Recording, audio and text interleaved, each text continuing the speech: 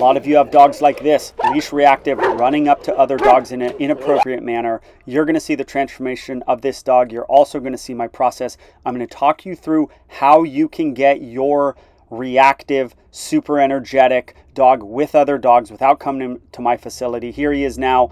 Prince is saying, that's not how we do things here. I'm the boss of this place, and this dog's with a bunch of dogs. Learn how to do this with your own dog in this video.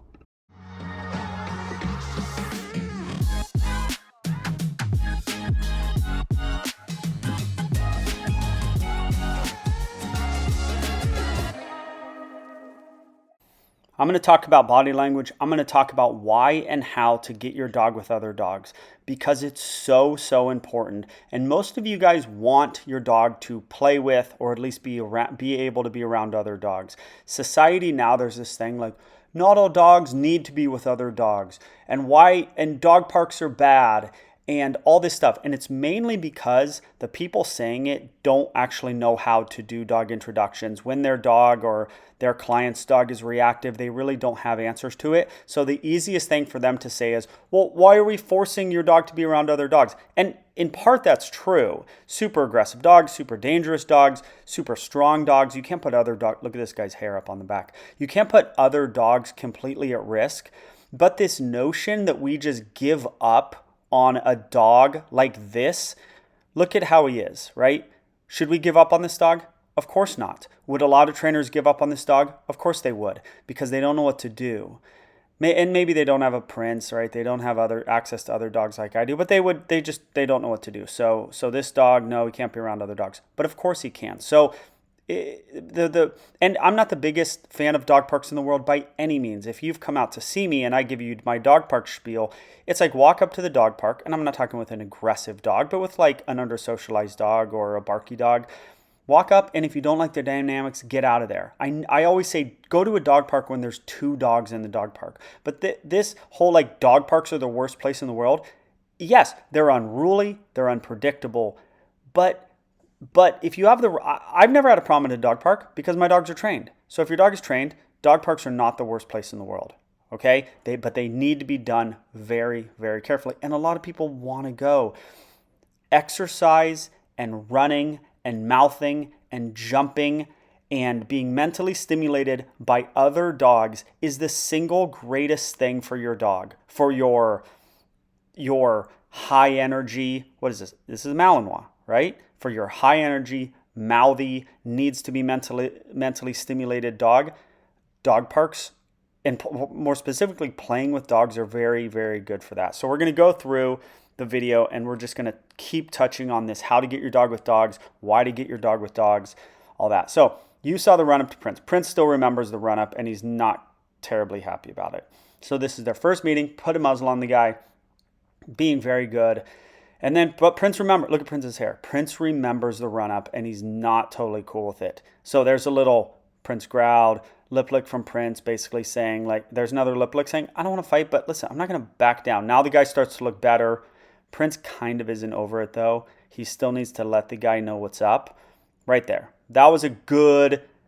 And I think I stopped Prince. You don't hear the original audio, but I think at some point I'm like, hey, Prince, because Prince is just going to keep going with it. But the truth is he kind of runs into him right there. He needs to keep going with it. This guy is a bit of a dominant dog.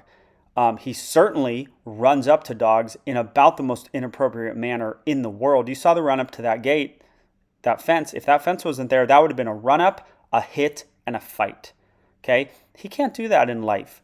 He needs to be with other dogs. But you're going to see such a transformation in this dog because he's just so under-socialized. These guys have done the best job that they can, but I'm not going to tell you the specifics, but it's hard for them to get him with other dogs. So that's why they drove, a little bit of ways to get to me. So he's getting better with Prince. In a minute, we're going to pop this muzzle off because why wouldn't we, right? Have we seen triggers? We saw Prince go over the top of him. We saw Prince run. Right? Prince keeps jumping into his head area, which is really good. Prince is not like letting up on the I need to tell this dog what's up. He's not going to stop it because this guy needs to be told what's up. And Prince is holding a little bit of a grudge from that initial run up when that guy just ran up to the fence. And look at this. Prince is not letting up, and I'm letting it happen. And the muzzle's going to come off in 1 minute, but look at that. Prince won that little battle, right? Prince won that little battle when they met in the air, and Prince got higher than him.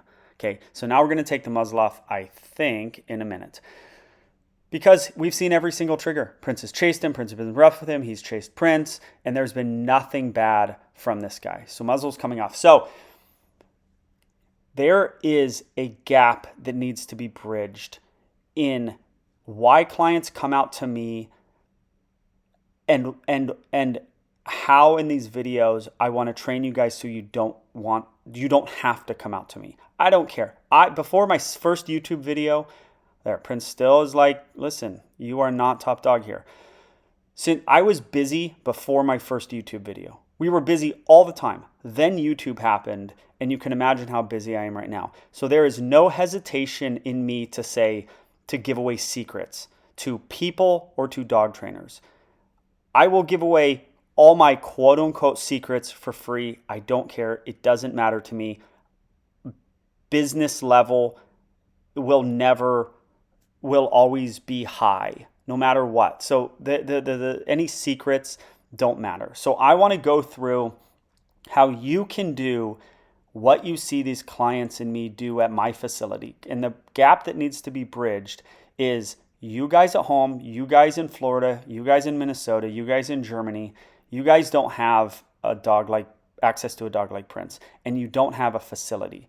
All right, you see him go at this new dog. I'm going to get back to that in a minute. You see him go at this puppy. Super nice puppy. Is he going quite as hard as he did with Prince? He's not. He's a little less, right? And then so it only lasted 10 seconds as opposed to the go at Prince lasted 25 seconds. Every single dog, we want that time. Now he's looking better. We want that time that he freaks out and looks really bad to lessen by like 50%. I am constantly talking to clients about percentages. Okay, we bring out one dog and intensity level, time and intensity level. We need everything to drop significantly per dog. All right, so now the dog's out on a leash. Dog Magnus doesn't have a muzzle on. That's the Malinois, because he doesn't need a muzzle on. This guy is reactive at the beginning, but he's essentially a darn near perfect dog after that. He just comes on really strong. You can imagine how bad his leash reactivity is when he comes on that strong, right? And you're going to see me give some corrections because he's like, I'm leaving. And I'm like, no, you can't just leave me. There's a correction right there. Okay, we got to train some leash stuff. This was an over an hour long session. There's a correction right there. He's on a leash and he's saying, I just feel like leaving. Now he's on a leash. I let him pull a little bit, but the pulling, I'm over the pulling. Okay, I realize that it's a new dog, but I'm over the pulling. I called his name right there. You see his ears pin and look at me. Those are from those two corrections. Then that last one, you didn't hear it, but I said Magnus, and he said, and he came with me, and his ears pinned when he looked at me. That's important. There, I said his name again. So he's starting to learn to come to me on his name, but that's from those two corrections where I didn't even say his name. The gap that I want to fill in for you guys is how if you don't have a Prince and you don't have access for dogs, how do you do this in your own life for the people all around the world? Here's how you do it. And I talk to clients, these guys and so many clients about this. You have to be, for a dog like Magnus, under-socialized, non-aggressive, but could certainly get into a fight very easily because of his lack of playmates. You got to find good dogs. You got to be on the lookout. You got to make friends. Make friends in just who have dogs. Have good dogs. Make it your goal to have them be your friends. Because do you know what playing with dogs can do for a dog like Magnus or a dog like yours? It's the difference between you enjoying your life with your dog and you not. He's saying, I want to be with that dog, and I'm giving him correction saying, there's a leash on you, okay? There's a slight pull away because he wasn't really pulling. When they play with dogs, they work their mouth. They get exercise. It's kind of job-like too. The dog works their mouth, they jump, they run, they exercise, they do all these good things. Now, I'm a little bit over it. I'm telling him, like, as he gets kind of wild, I gave him like 3 corrections. He was just like, oh my God, German Shepherd, I want to play. And I'm like, you are on a leash. There are rules to this leash. Leaving me, just a little correction. So we're working on the leash reactivity at the exact same time, okay?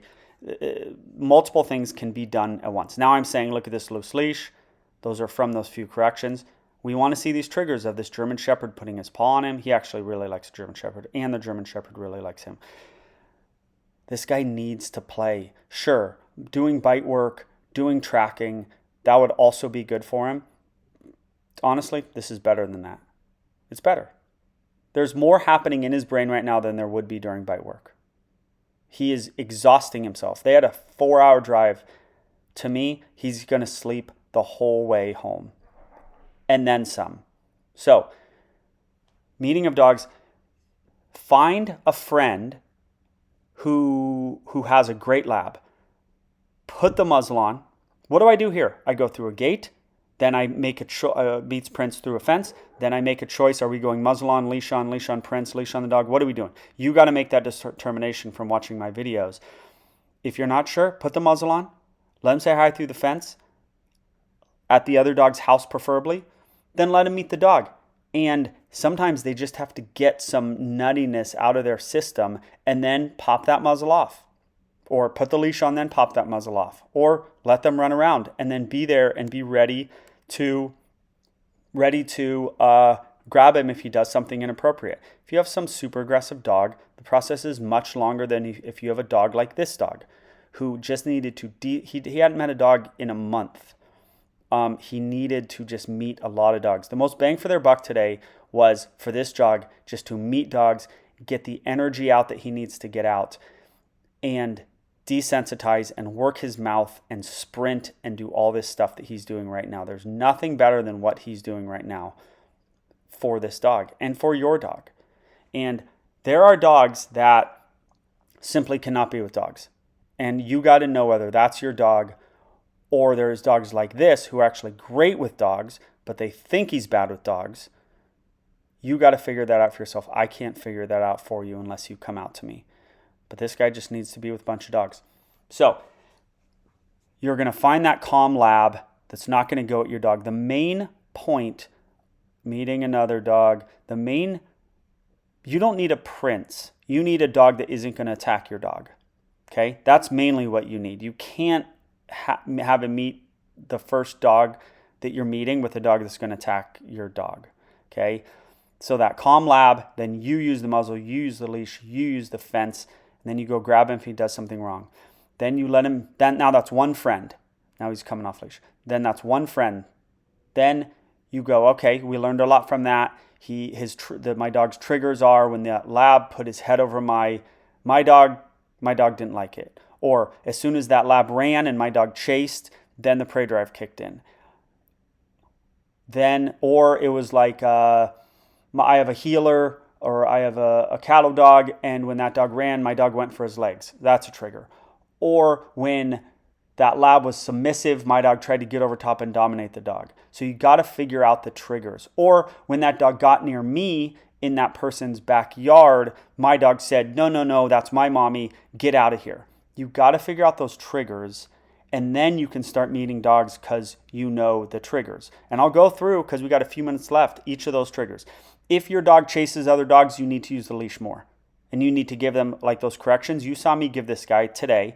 You need to have a loose leash, and then that dog runs, and then your dog goes chase, and then we go pop down into the side. What if the trigger is the other lab going near you? Then you need to pet the lab and go get out of here to your dog and get him out of the circle of trust. And your dog will, and then he comes back and you tell him, get out of here again. And he comes back and you tell him, get out of here again. And he comes back and you tell him, get out of here again. And you do it until your dog is on the outside looking in, because your dog has never been on the outside looking in when another dog has come up to you, if that's your dog's trigger. I'll go through every trigger and tell you how to deal with it. If it's the lab flips over and your dog decides to get on top and tell the dog what's up, I would clap, I'd go grab your dog, I'd pull him off. No nonsense, sit your butt down, because there's one boss in that interaction. Imagine the lab, your dog, and you in someone's backyard, your new friend's backyard. Who's the boss in there? Your dog thinks it's him. Your dog's the one pinning a nice lab on the ground. There's one boss, and guess who it is? It is you, okay? In many ways, Cesar Millan was right the whole time, and that's why they tried to destroy his life. Because I'm not saying dominance is everything by any means. If you've watched my channel, you know that. But there are some aspects of you are the boss that are so, so important. Cesar Millan said that, and they tried to destroy his life because these trainers didn't know what to do, and he found this big missing hole in dog training, and he filled it, and they said, no, he's making us look bad. Anyway, I digress. So I could go through all the triggers, tell you what to do, but you've got to, if your dog's like this dog, and why many of my clients come out is because they just don't know. They don't know how to meet new dogs. So you met that lab, you figured out the triggers. What's this dog's trigger? It's the initial meeting. It's because he's so under socialized that his initial, and he has a job, by the way. They're horse people. Now this is the last trigger. I wanted to go down to the pasture because I wanted it to get nutty. Dogs running, dogs chasing, dogs being rough. Maybe Prince is going to be rough with the other dogs. He's got to deal with that. Sometimes there's dogs that jump into fights. So if Prince is being rough with the other dog, then the Malinois might go, yeah, let's get him. He has none of those though. He just needs to be with dogs. Okay? But they got to go slow. And this was the first step in that. He met like 8 dogs today. And we did leash stuff that I'm not going to show you where he met dogs on leash. Like he probably met 10 dogs this day. He's well on his way to being a great dog, even though he looks so bad with Prince. So then you need to get your dog with more dogs. You learn the triggers. Now it's time to go make more friends. Go to a dog park when there's 1 or 2 dogs in there and work on those specific triggers that you learned from your one new good friend that you met them and were nice to them intentionally because they have a good dog. I'm just saying, hopefully you have a family member with a dog or a good friend with a dog that you can use and not just make friends based on their dog. But hey, that's the video, guys. I hope you learned something from it. Don't forget to like this video, and please, if this has helped you, subscribe to the channel.